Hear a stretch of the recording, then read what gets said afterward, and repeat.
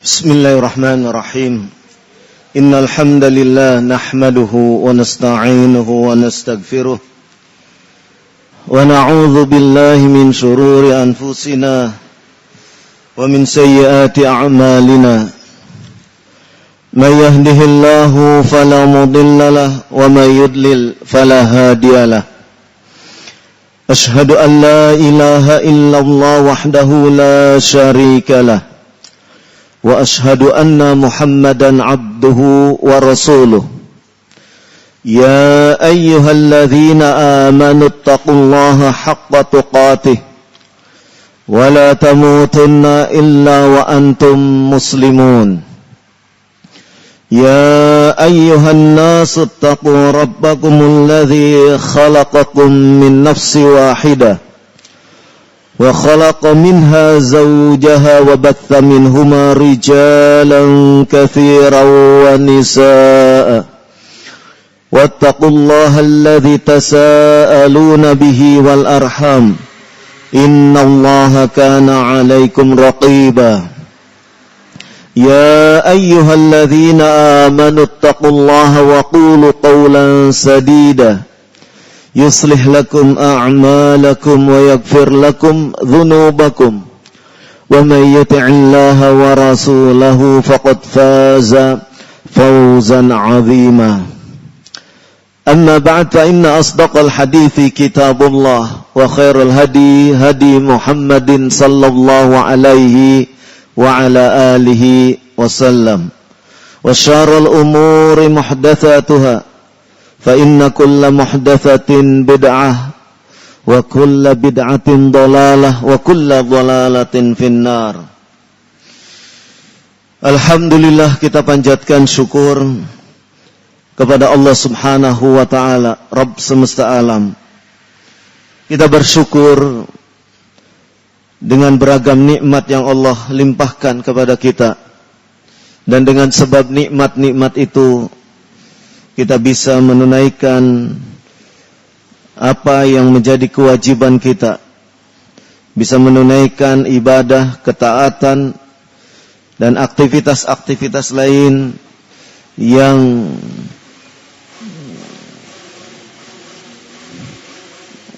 tentu saja kita harapkan diterima oleh Allah Subhanahu wa ta'ala.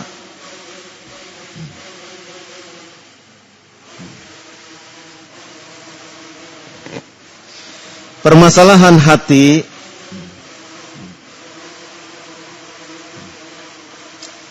adalah permasalahan yang para ulama sudah banyak membicarakannya. Permasalahan hati banyak diungkap dan banyak dibicarakan oleh para ulama terdahulu, para ulama salaf terdahulu. Dan di antaranya pembahasan terkait dengan hati sebagaimana diungkapkan dalam hadis yang sahih, hadis yang ma'ruf, disebutkan oleh Nabi sallallahu alaihi wa ala alihi wasallam, ala wa inna fil jasadi mudghatan. Ingatlah, sesungguhnya di dalam tubuh itu ada satu gumpal daging. Idza salahat salahal jasadu kulluh. Apabila sepotong daging itu baik, tentu akan membawa baik pula jasad seluruhnya.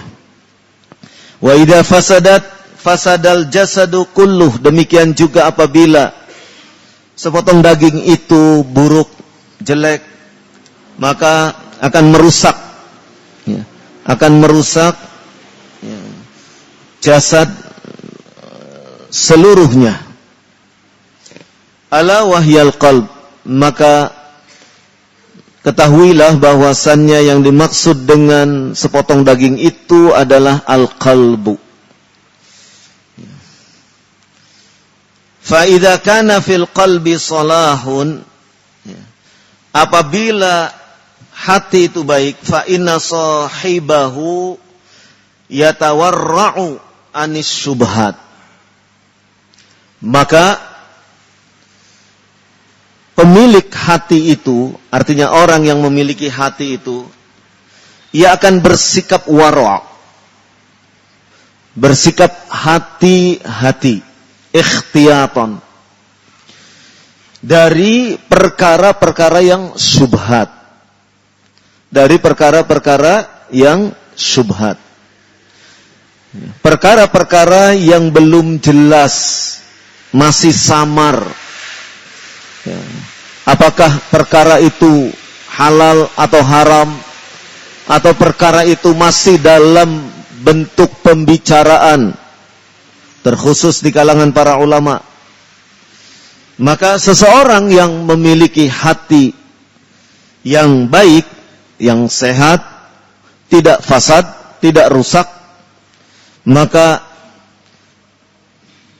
orang yang memiliki hati tersebut akan bersikap wara', penuh kehati-hatian.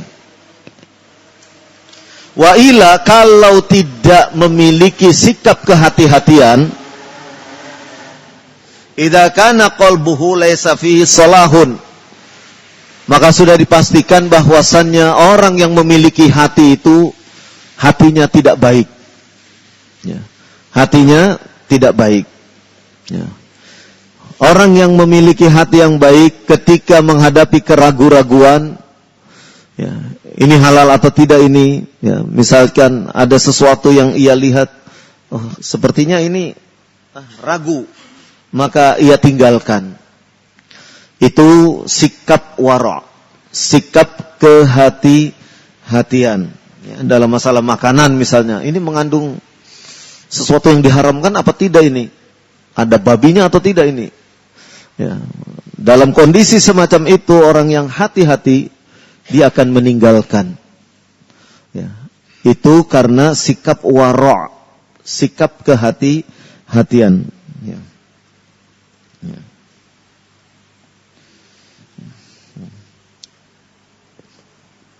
Al-qalbu, yang dimaksud dengan hati ini al-mudghah, yaitu yakni qit'atul lahmi, sepotong daging. Allati fi sadri, yang letaknya ada di dalam dada. Wallati biha, dan dengan sebab hati itulah yumayyizul insana bainad dhari wan nafi'.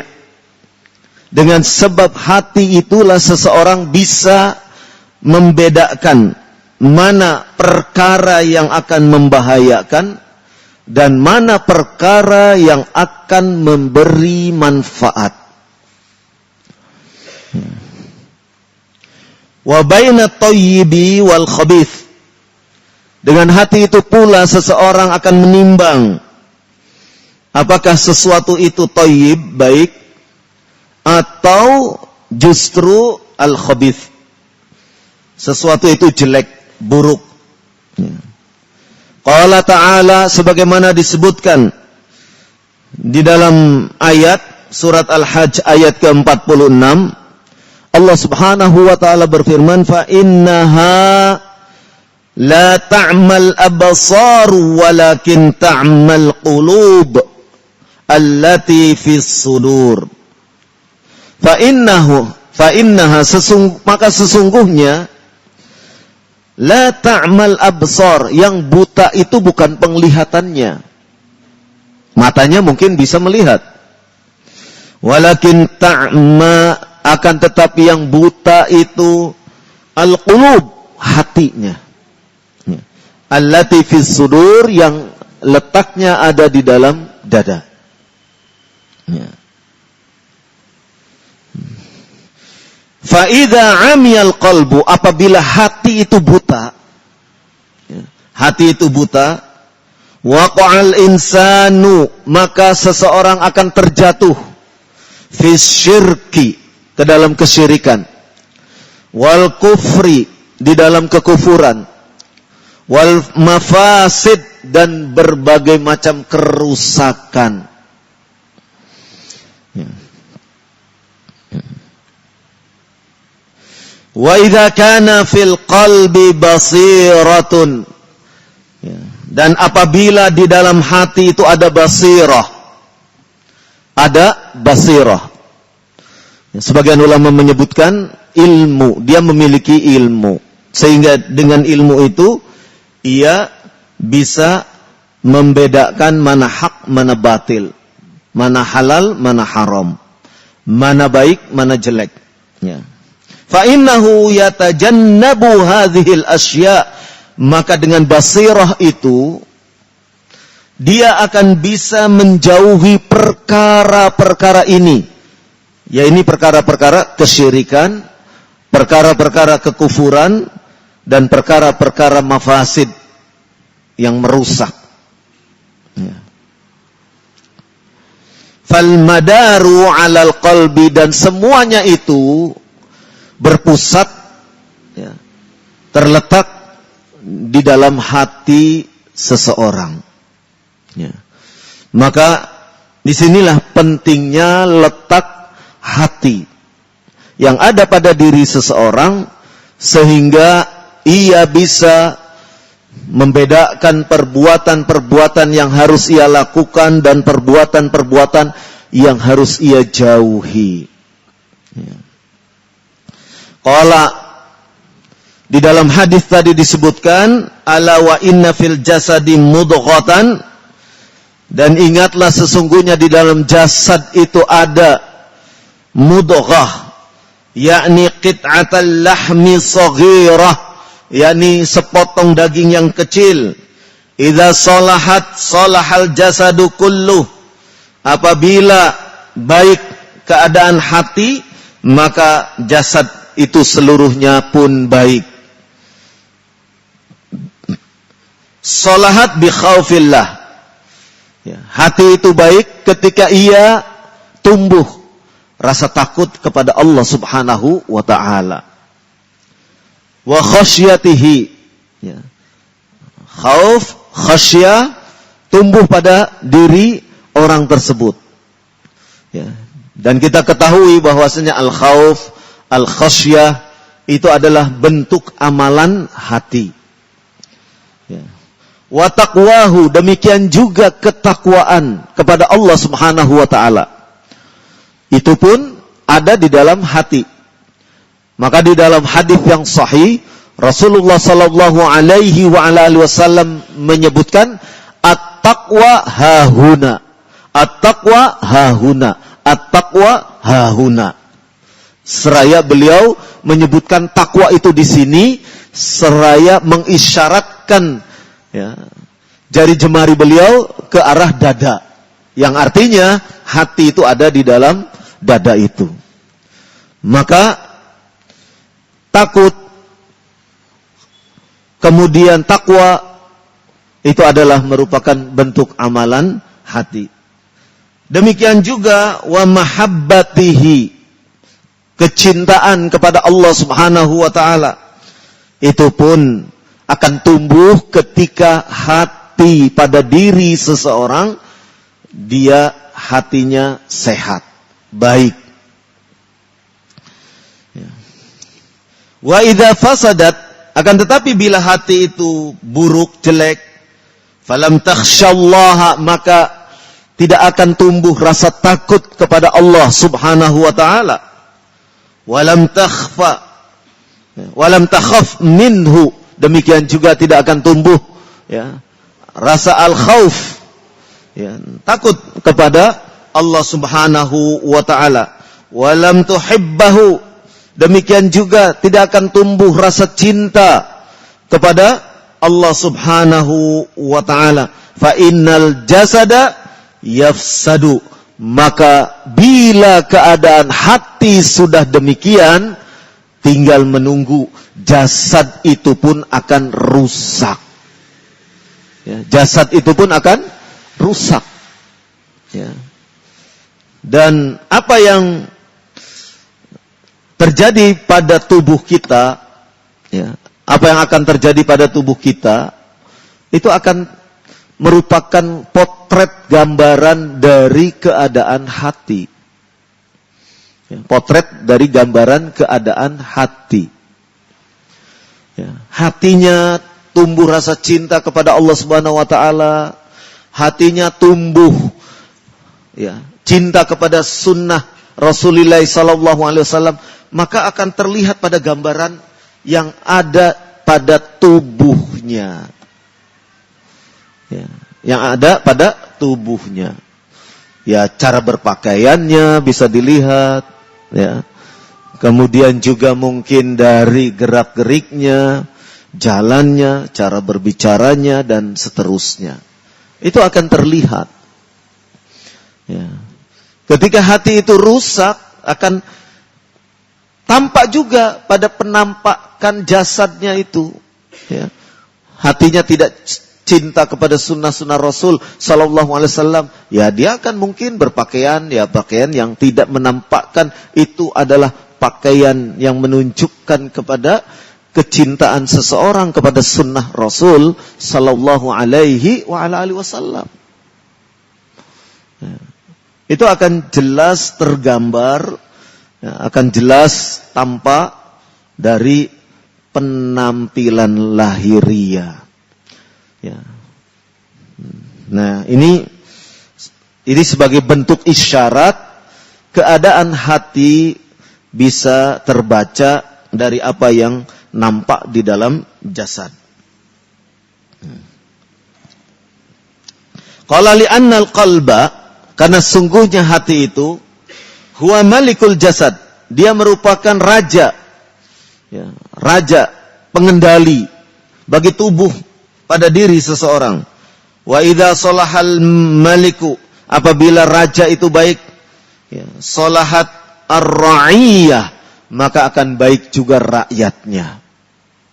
Ya, ini sebagai bentuk gambaran bahwasannya ketika sang raja adalah raja yang baik, ya, raja yang sehat, raja yang ya, memiliki akhlak, maka rakyatnya pun akan demikian, akan tergambar pada rakyatnya. Rakyatnya akan tampak sejahtera, rakyatnya akan nampak ya, hidup tidak tertekan, tidak dalam ketakutan. Karena apa?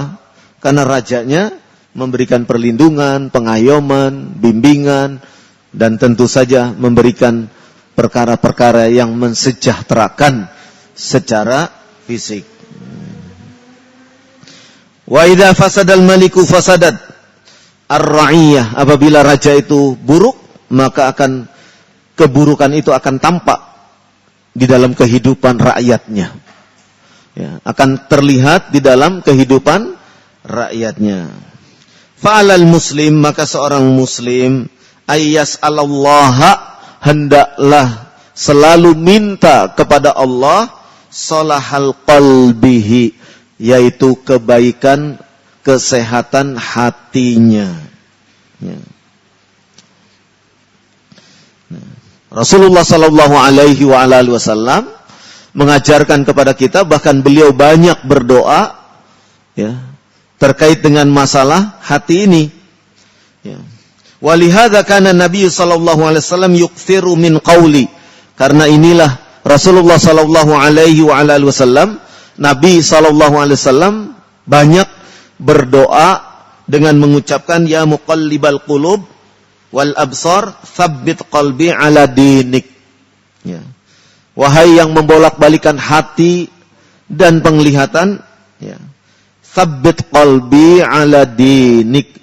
Kokohkanlah hatiku, tetapkanlah hatiku di atas agamamu. Ya. Ini doa yang diajarkan oleh Rasulullah sallallahu alaihi wasallam kepada umatnya. Demikian juga Rasulullah sallallahu alaihi wasallam mengajarkan kepada umatnya agar keadaan hati itu senantiasa baik dan semakin memperkokoh hidayah yang telah Allah berikan kepada dirinya. Dalam sebuah hadis qudsi, ya, disebutkan kullukum dhalun illa man hadaituhu. Ya. semua kalian itu, ya kalian semua, dalun, keadaannya tersesat. Illa man hadaituhu, kecuali orang yang aku berikan hidayah, petunjuk kepadanya. Yakni waffaqtuhu lil haq. Yang dimaksud dengan hadaituhu, aku memberikan hidayah, artinya waffaqtuhu lil haq. Memberikan hidayah dalam bentuk taufik agar orang itu berada di atas al-haq, di atas kebenaran. Kalau di dalam doa yang diajarkan oleh Rasulullah SAW tadi, yakni tsabbit ala dinik, kokohkan hatiku ala dinik, di atas agamamu. Ya. Nah, di dalam hadis ini Allah Subhanahu wa taala memberikan hidayah, maksudnya waffaqtuhu lil haq, aku memberikan taufik. Aku memberikan taufik agar orang itu berada di atas al-haq, di atas kebenaran, di atas agama Allah Subhanahu wa ta'ala. Karena bentuk hidayah itu ada dua. Hidayah dalam kategori irsyad atau irsyad wal bayan. Ya. Hidayah dalam bentuk irsyad, bimbingan, wal bayan, penjelasan. Banyak manusia yang mendapatkannya. Tetapi ada satu bentuk hidayah lainnya, yaitu hidayah dalam bentuk taufik. Hidayatu taufik. Maka kita akan dapati banyak orang yang dinasehati, banyak orang yang dibimbing, banyak orang yang diberitahu jalan kebenaran, tetapi dia belum mendapatkan hidayatu taufik. Sehingga apa? Sehingga meskipun orang tersebut telah diberi bimbingan, telah diberitahu tentang kebenaran, ya, telah diberi nasihat, ia kembali kepada perilaku yang buruk. Artinya dia belum mempraktekkan, belum melaksanakan nasihat tersebut. Kenapa demikian? Allah belum memberikan hidayatu taufik kepadanya.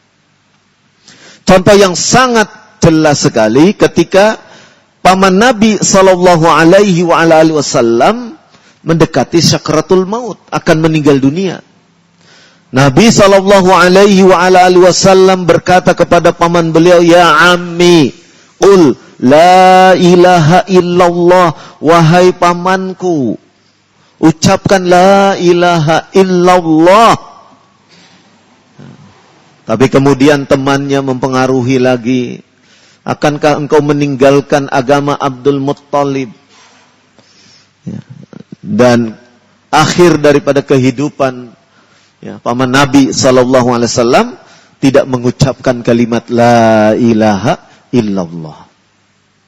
Itu menunjukkan bahwasannya hidayah dalam bentuk irsyad wal bayan, petunjuk, bimbingan, penjelasan sudah sampai. Ya. Bahkan ketika paman Nabi SAW itu masih hidup, tahu bagaimana dakwah keponakannya, bagaimana apa yang disampaikan oleh keponakannya, tetapi belum mendapatkan hidayah tu taufik sampai akhir kehidupannya. Nah, maka yang diminta di dalam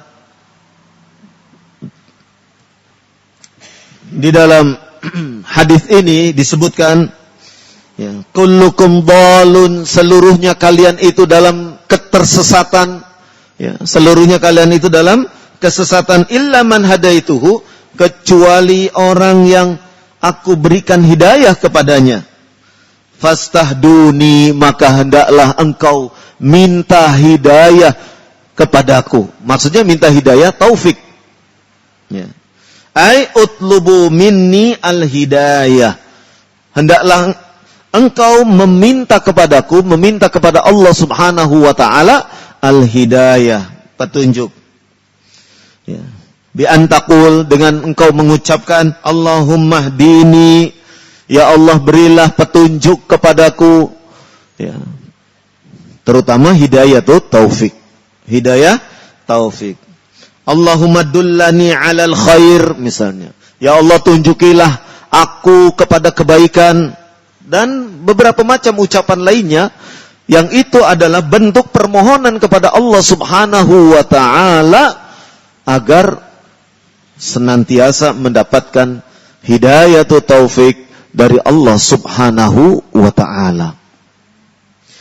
Ya. Karena sesungguhnya keadaan hati seseorang, ya, tidak ada yang bisa menduga.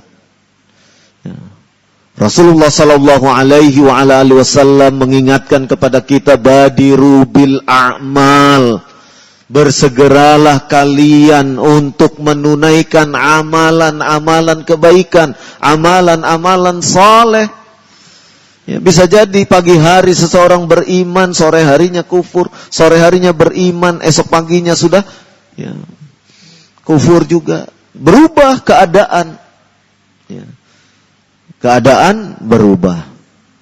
Maka untuk senantiasa agar hati kita terjaga, hati kita senantiasa berada di atas al-haq, berbagai upaya hendaknya kita lakukan. Di antaranya menyegerakan amalan-amalan kebaikan, amalan-amalan soleh.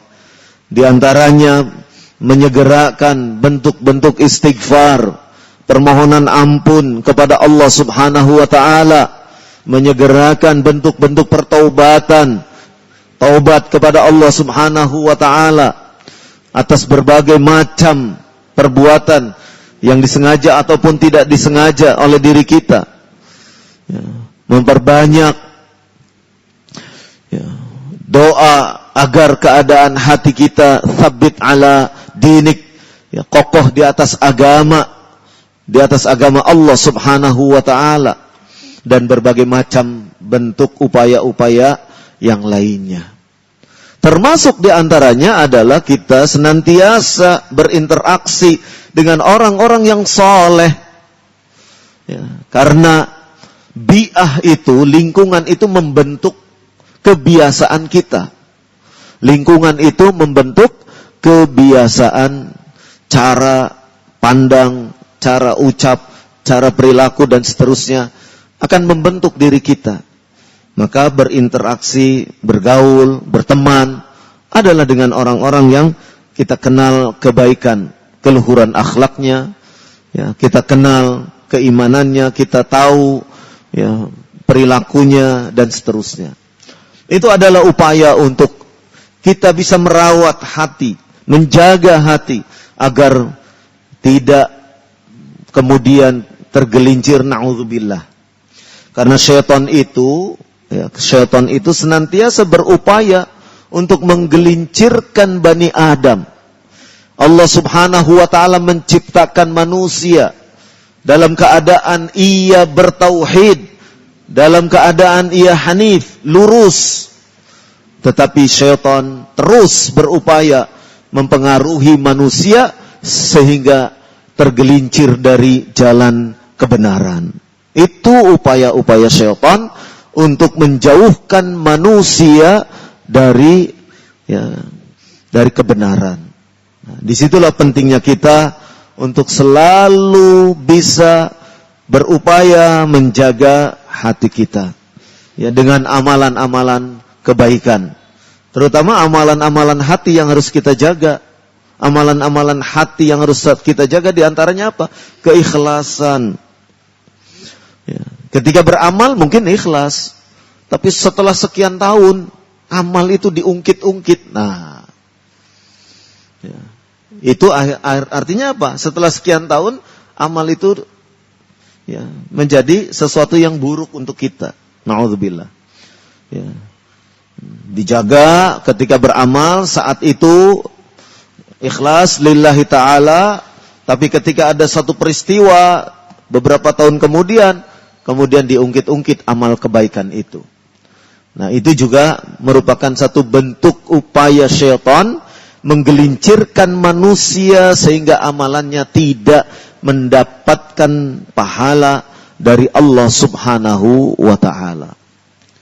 Ya, jadi niat, amalan hati harus benar-benar kita jaga, harus benar-benar kita upayakan untuk senantiasa terpancang di dalam hati kita. Ya. Kemudian di dalam hadis qudsi itu disebutkan ahdikum, niscaya aku akan memberikan hidayah kepada kalian. Hadza jawabul amri, ini merupakan jawab, ya, merupakan satu bentuk jawaban terhadap perkara yang diminta oleh seorang hamba Allah Subhanahu wa ta'ala. Allah Subhanahu wa ta'ala memerintahkan kepada hambanya, fastahduni, maka hendaklah engkau minta petunjuk kepadaku, hendaklah engkau minta hidayah, taufik kepadaku. Maka Allah menyatakan ahdikum, niscaya aku akan berikan hidayah, taufik itu kepada kalian. Ya. Faman talaba minallahi jalla wa ala al-hidayah, barang siapa yang meminta kepada Allah al-hidayah, petunjuk, bisidqin, dengan jujur, wa iqbalin, dan dengan penuh penerimaan, wa raghbatin, dan dengan penuh harapan, hadahu, maka Allah akan memberikan petunjuk itu kepada orang tersebut. Li'annahu, karena sesungguhnya Allah qaribun mujibun subhanahu wa ta'ala. Karena sesungguhnya Allah itu qaribun, maha dekat, mujibun, maha pengabul doa, ya. Subhanahu wa ta'ala, yang maha suci dan maha tinggi.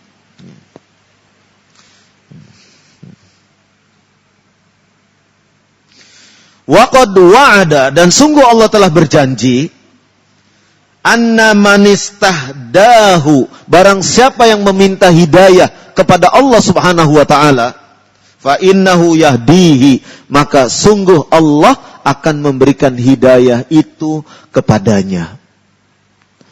Ya, jadi mohonkanlah hidayah kepada siapapun, orang-orang yang kita cintai, anak-anak kita, atau siapapun, bahkan untuk diri kita sendiri. Mohonkan kepada Allah Subhanahu wa ta'ala agar senantiasa memberikan hidayah kepada kita, memberikan taufik, hidayah itu taufik kepada kita. Karena apa? Karena kita ini memerlukan sekali hidayah. Hidayah dalam bentuk lain disebutkan oleh para ulama, ay al-ilmu nafi', ilmu yang bermanfaat. Seseorang yang mendapatkan ilmu yang bermanfaat, artinya ia mendapatkan petunjuk. Karena dengan ilmu yang bermanfaat itulah seseorang akan mendapatkan bimbingan, akan mendapatkan petunjuk, akan mendapatkan arah, ya, untuk menyikapi sesuatu, ya, untuk melakukan sesuatu, untuk berbuat, beramal sesuatu. Melalui apa? Melalui ilmu yang bermanfaat, ilmu yang ia dapatkan, dan ilmu itu adalah ilmu yang bermanfaat. Maka dengan mendapatkan al-ilmu nafi', pada hakikatnya kita berupaya untuk bisa menjaga keadaan hati kita. Karena dengan kita mendapatkan al-ilmu nafi', kita terbimbing, ya, hati kita pun terbimbing untuk apa yang harus kita perbuat, untuk apa yang harus kita amalkan, itu terbimbing.